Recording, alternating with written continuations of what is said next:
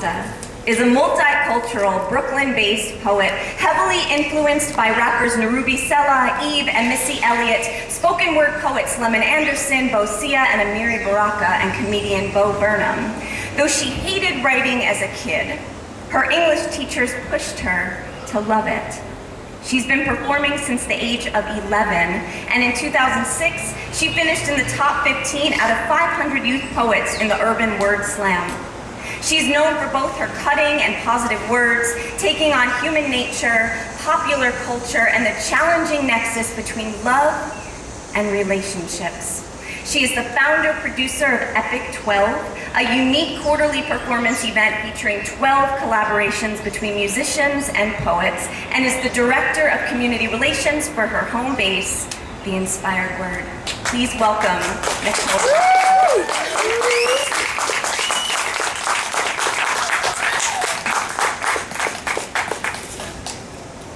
I'm going to do 3 pieces and then I have 2 collabos to do.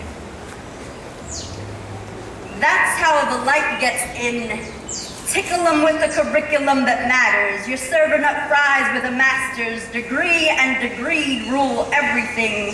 The economy got a disease and it's catching up to me. Ash Ketchum, ask questions even if there are no answers. Ask questions even if there are no answers. Let the light shine in to avoid the cancer. Give me the light. Read books to expand your grammar. Gain wisdom when you talk to grandma. Live life colorful without enhancement. I bridge gaps to rise above the standards. Open up the blinds. That's how the light gets in. Even in 50 Shades of Pitch Black, we can learn to let the light in. Mind spins back to a painting hanging in my childhood living room. Picture a broken rainbow. Covered in wires, scaffolding, and construction workers, I stared at it for hours, hoping all the king's men and all the king's horses could put it back together again. Had it ever been broken? Or was it a brand new construction? Eyes open to the possibility of solution, of building together, of connecting people. That's how the light gets in.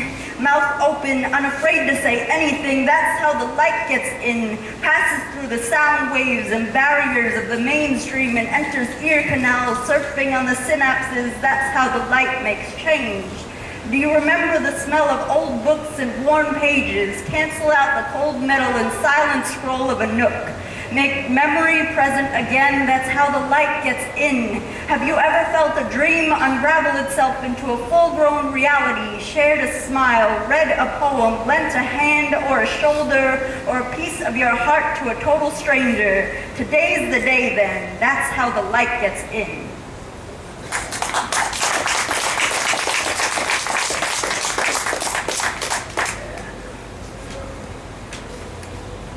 Paper or plastic?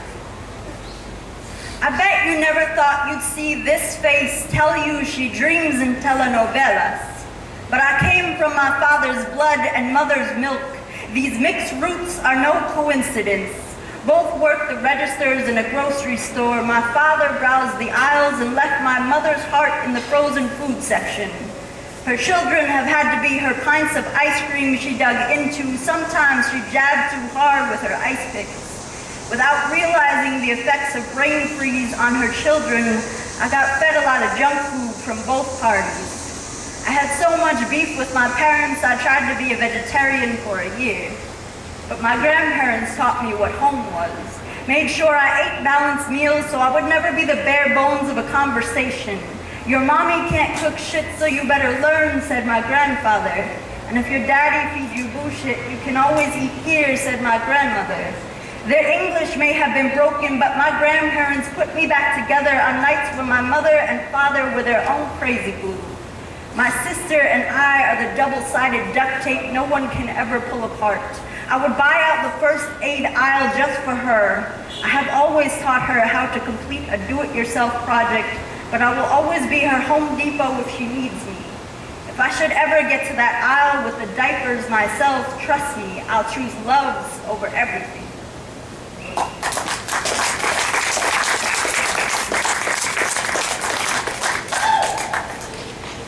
So I was tasked with this assignment to write about all the relationships that I've ever been in one person. And then I heard this term called hopeicide, and this is what came out. Hopeicide. Throw all hope aside, just rise, drag out the hope inside, change the meaning of genocide. Make it mean a generation of sightseers and truth seekers. Let me be your envelope, seal me with a kiss. Be my adhesive. No matter how airmail you may be, I will keep the high hopes alive that one day you'll return to sender. Just friends now. I loved a letter opener once. I got lost in the male and the female. I carried you across pit bull infested front yards. I pulled you out of the pit and the quicksand, jumped Donkey Kong barrels and swallowed all your bitter pills and the ghost of your past so I could make a clear path for you, for us. You were my Candy Crush. I never wanted to invade your space, but I could not skip the bonus levels. You hit me with an asteroid when you told me we couldn't play together anymore. We Tetris one another, fit together, then disappeared. That's just the way it goes. When I met you, I had 3 hearts full. I laughed it off like that annoying dog in Duck Hunt. I guess I missed my shot, my fault. I should have got out of this Game Boy a long time ago. You Tamagotchi me, handheld me, lost me. I only got 1 heart left and I don't have a clue what to do with it yet.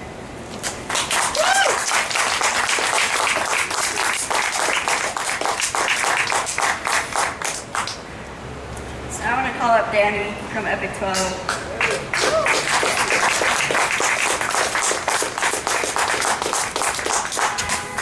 This is called No More Libraries.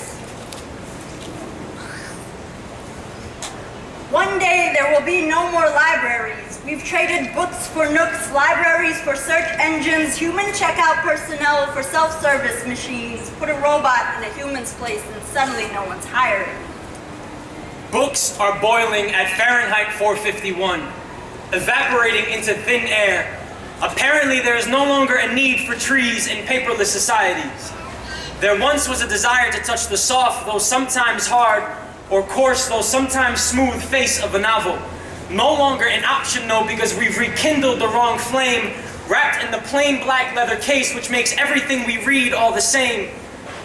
The smudged fingerprints across the author's name have become a crime scene only the right click for the next page can solve. How can we claim to be touched by a page if there are no more pages? One day my screen will run out of power in some far-off place off the grid, and I will be unable to read a book because I forgot to plug it in. And I will beg for a paper cut, the silent sting from a B word I couldn't put down. Have you ever heard a buzzing beehive? Well, honey, let me tell you about the stuff that bees like. That stuff gives bees purpose and even brings tea life. So what would bees do if they couldn't make honey? Would there be like a bee strike? Yet for us, venues are closing, and it won't be long before the world goes schizophrenic. From all the incessant poetic whispers as they enter in and out from an artist center, artistic centers medicate them. They are maternity wards, always describing scenes from someone's rebirthing behind the mic for the very first time. They are Sistine Chapels, painted by either Michelangelo or Donatello. I mean, who else can get away with such a metaphor? And where do these venues go when they die? They've competed in the octagon against mainstream appeal and have fought with $5 frozen yogurt and cups of coffee, but have become stuck in real estate purgatory. These voices are going nowhere, and you can try and stuff them in a box all you want, but words are the only reason you know what a box is to begin with. Robots could record our voices, but there would be no hearts attached. It's just the Wizard of Oz world. Where's the real Dorothy at? Soon enough, robots are going to start ovulating. They're trying to replace our crops of creation with their GMOs, genetically modified occupations. But to create is in our DNA. There isn't a single person in this world who has never engraved any name or their saying above glass, above a window pane. Scarecrow wouldn't have the brains for that. Lion wouldn't have the courage to get up on this stage. You can't train an animal to spit a human's experience. If we keep losing venues, we're gonna have to spit in cafeterias. Nursing homes are the only record stores we have left. Our grandparents remember stuff us new kids so easily forget. Have you seen Williamsburg lately? Everything that is vintage is sold for a pretty penny. Maybe if we saved some of the good old things, our souls wouldn't be so empty. Not all upgrades make all things better. This is for the Bowery, may we never forget her. This is for every place that did art and now has a for sale sign above it. Just know that we are still standing. We are still standing. We will always be artists. We will always be artists. You cannot repurpose us. You cannot repurpose us.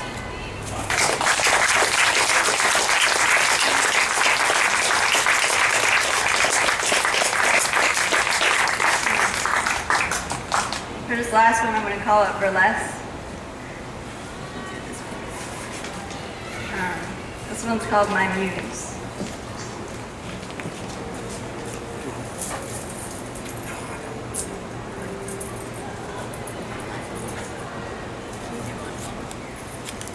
One second.